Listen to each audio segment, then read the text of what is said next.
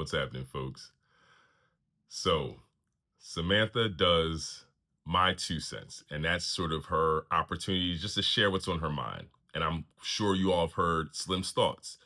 Same idea, right? Have an idea, a concept, a thought, and I say, you know what? I just want to get it out there. Slim's thoughts.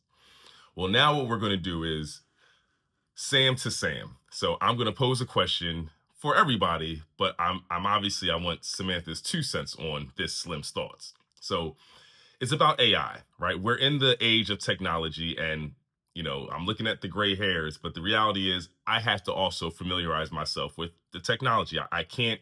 No one can afford to sit this one out, right? Like, as much as we want to be reluctant for reasons, right? I'm sure we all have our reasons.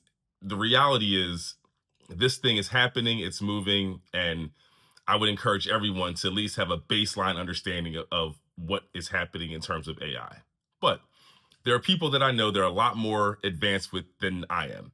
And one of the things that I'm learning is the time that people are investing in creating sort of their AI assistant, right? So whether it's ChatGPT or Claude or whoever knows what's being used, they're spending a lot of time in developing their AI, right? And like a part of it is downloading themselves into this system that will understand uniquely who they are, right? And so I've observed, people really have these kind of like relationships with their assistants. And I'm like, wow, this is pretty cool. They ask you a lot of different questions, and I see the value there, right? Like, again, I have my own ideas, but I do see the value.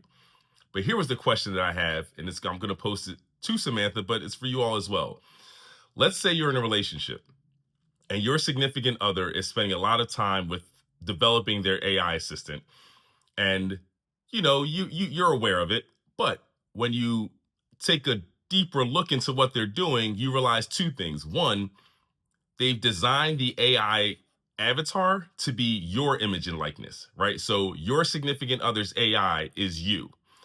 And also, what they've downloaded into the AI assistant isn't just how they feel, but like they're trying to include you, I guess, in their modeling. Would you take exception to your significant other creating an AI assistant that was you? Like, would it be better or worse? I guess is the question for everybody, right? Like, this thing is happening. And so the question is, would it feel better if I'm spending time creating and developing something that is in the image of my significant other, or should it not be? Just curious. Samantha, what's your 2 cents?